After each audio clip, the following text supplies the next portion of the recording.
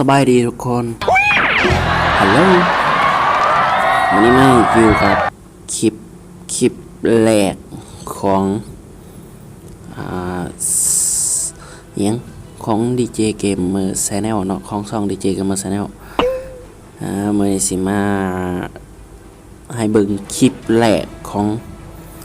องข้าพเจ้าเองว่ามันสิเป็นอย่างไรม่วนอยู่บ่กับการเล่นครั้งแรกเลือกลงหอนาฬิกาสำหรับครั้งแรกได้นี่ครั้งแรกบอกย้ำว่าครั้งแรกอีดีครั้งแรกแท้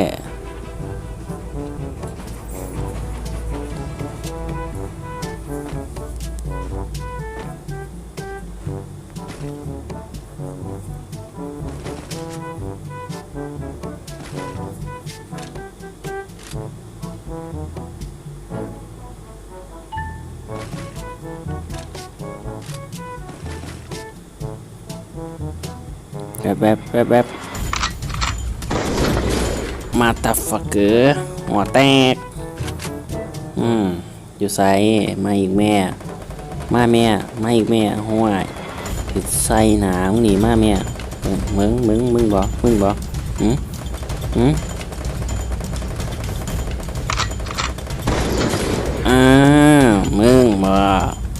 เกาเตี้ยมึงเกาเตี้ยมาอีกแม่อีกบ่เบิ่งแล้วหรอแหละคนมันโหดกันแนวนี้แหละโอ้บอกได้ร้อยบ่มึงร้อยบ่ฮะร้อยบ่โอ้แลนหนียิ่งแล้วนี้สีเราทีมใส่หัวมึงนี่มึงยิ่งแล้วนี้สีเราทีมบ่ฮะนิสัยซัวไอ้บักนี่ห้วยตีปากมึงซะบ่เนาะเอามึงทางหลังคือว่ามีร้อยบ่ร้อยบ่ฮะตัวโอ้หลายแท้โอ้ยเนาะคือหลายแท้โอ้ยแป๊บหนีบ่เอาหนีไปไสมึงสิไปไสเดี๋ยวมึงสิไปไสมึงโอ้ยนาอีกหัวแตกไว้ซะมาอีหยังมึงมาอีหยังมึงมาอีหยัง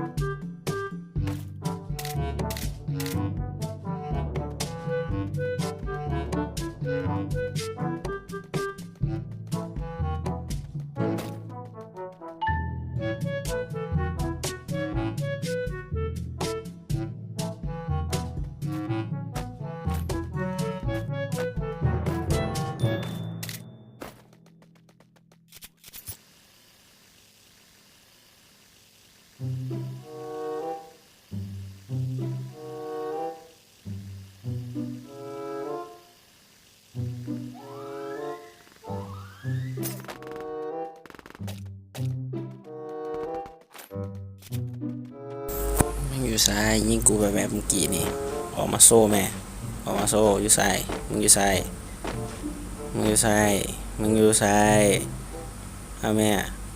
โอ้บักได้อันแน่ลีอยู่นี่อีกแม่หัวแตกโอ้โหอันแน่อร่อยตูด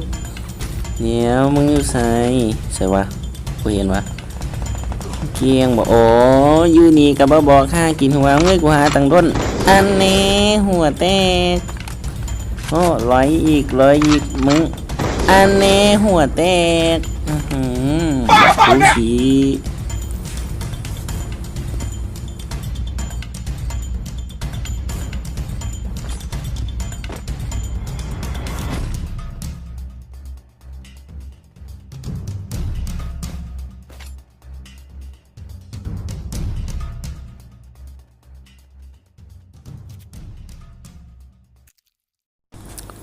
สิเก็บพอแก้วเบิดพีกเบิดทุกเรื่องมันสิย่อมันอยู่ใส่โอ้แวบเอ้าหัวแตกหัวล้วนๆเลยสิบอกให้เด้อหัวล้วนๆบากโคขีมเอ้ยหาเงยยิ่งแต่บอดหาฝาดตาฝาดปอดมันหามันคนไปใช้เบิดให้กูยิ่งคนเนี่ยโอ้ยเนาะไปดีทั้งไหนเบิดออกมามึงสิไปหลียังโอ้ยเสียงปืนสนั่นหวั่นไหวใส่ได้โอ้ยลอยกูอีกมึงลอยกูบ่ฮะลอยกูบ่โอ้ยมึงบ่ฮู้ติ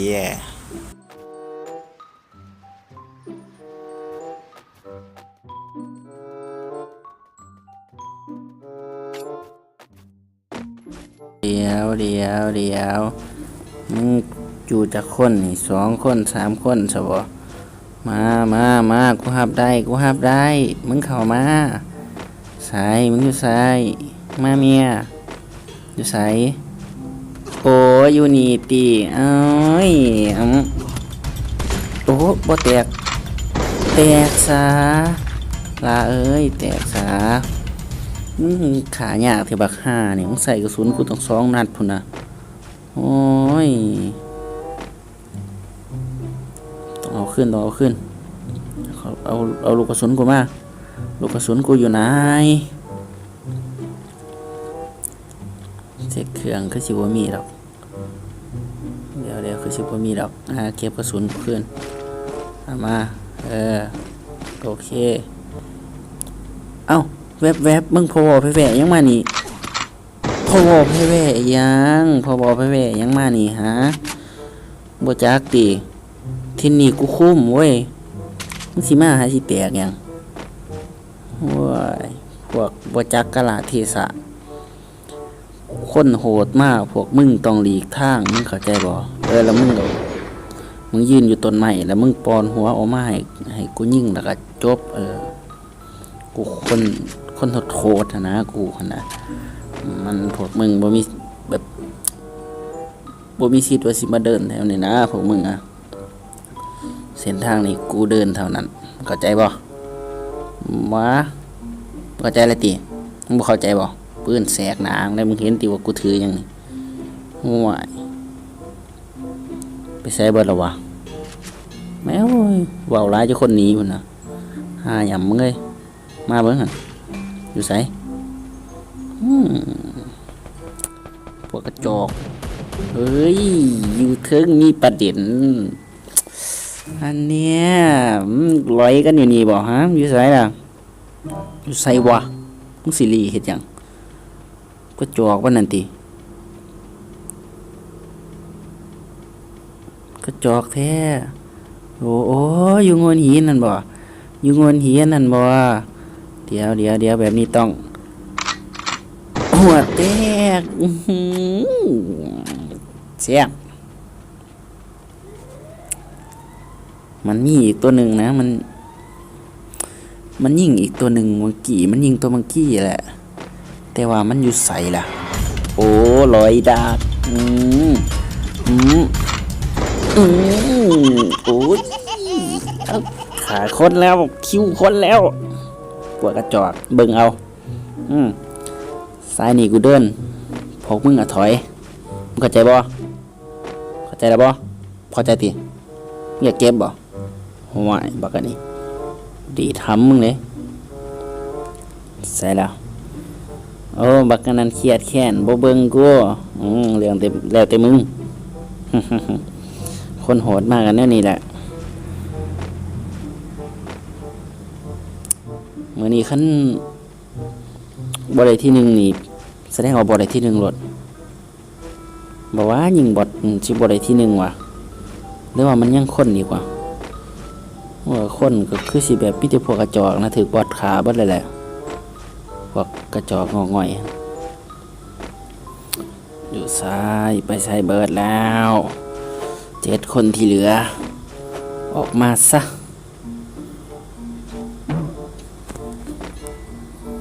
ออกมา เข้าใจบ่มึงเฮ็ดให้คนคนดังแบบ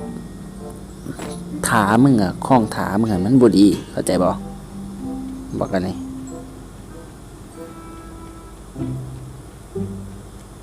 ใส่เบิดฮันนี่หัวแตกบ่จักกะลาเทศะเนาะมึงนี่เนาะสิมาตอบโต้กูเฮ็ดอีหยังโอ้โอ้โอ้โอ้บักนี่โอ้โอ้หัวแตกยิ่งอยากยิ่งซ่าแท้เนาะมึงเนาะห้อยๆบักอันนี้อีกบ่หัวแตกโอ้ยมาแวบๆแบบนี้ก็บ่บอกไว้อย่างน้อยก็ขอประตูก่อนพังประตูเข้ามาแบบนี้ม่วยตื่นเท่านั้นแล้วใส่2 โต้พวกเจ้าไปอยู่ใส่โอ้แบบอยู่นี่บักอันนี้มึงสิสู้กูเฮ็ดหยังหัวแตกมึงจักว่านี่เทพ